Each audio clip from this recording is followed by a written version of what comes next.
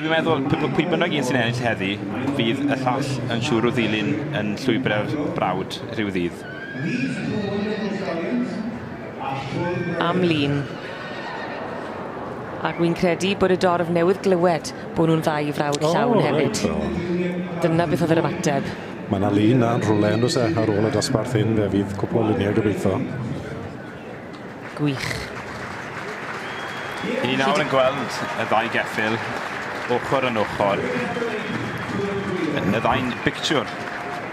Dau pictiwr mewn un. Dyma ni Gwynfais Seren Wledig. Enillodd cystadleuaeth y march hun. A Dorian Lloyd yn ei gadw'n llonydd ac yn ddifig. A gyferbyn ar un hun, i ni'n gweld y march ifanc. Dyma ni Julie.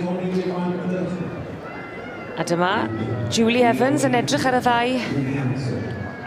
Cyn dod i benderfyniad pa un ar rhain fydd yn ennill pencampwriaeth y Cobiau Cymreig gyda'r meirch. Felly, dyma ni eiddo Jessie Penfold, Gwynfais Cyleddon Wledig, Dex Davies yn y ddangos, a llall wedyn Gwynfais Seren Wledig.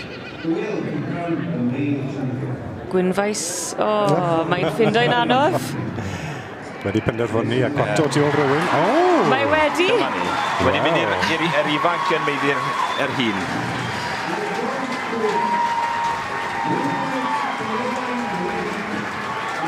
Yr hen a wyr yr ifanc a dybu am iddyn nhw, ond yr ifanc sydd wedi mynd â hyd tro hyn.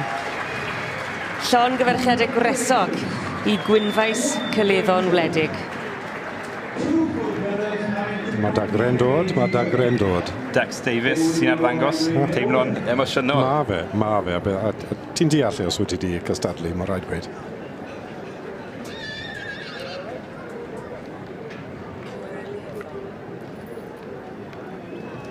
And if you thought that the competition was getting closer to an end, we are going to move on to the main championship now. And if there's no the crux, there might be only these two that will be forward.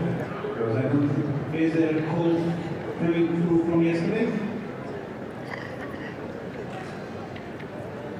Dyma chi un wraig wy'n credu llewyd yn hyderus nath ffindo y penderfyniad yna yn un eitha anodd ym mhencampwriaeth y meirch gyda'r Cobiau Cymreig. Ond ar ddiwedd y dydd, y march ifanc atha hi, Gwynfais Cyleddon Wledig. Mae yna siawns nawr i rhai gwryw o ddoedd fod yn ôl i gysadlu am pencampwriaeth gwryw. Ond o bosib na fyddan nhw'n troi fyny heddi, a felly y march ifanc yma fydd yn mynd ar pencampwriaeth gwrw hefyd, ond amser fydd yn dangos hynny. Ni'n mynd gallu gweld yr un beth arall yn dod lawr. Aros, na. Mae'n ymddangos ar hyn o bryd, mae'r ceffyn yma fydd hefyd yn mynd ar pencampwriaeth gwryw.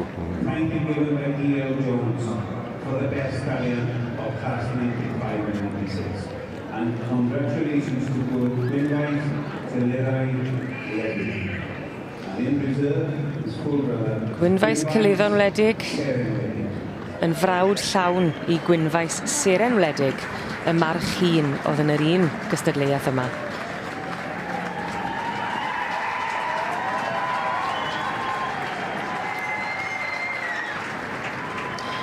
Wel, mae'r tei, yr un lliw a'r huban a'r garden goch sydd wedi cael ei roi i'r pencampwr yma. Pencampwriaeth y Cobiau Cymreig gyda'r meirch i ni wedi bod yn mwynhau y prynhaw yma yn y prif gylch. Ac yn dod i'r brig mi oedd rhwng y march ifanc a'r march hun. A Gwynfais Cyleddon Wledig, y march ifanc a tha hi.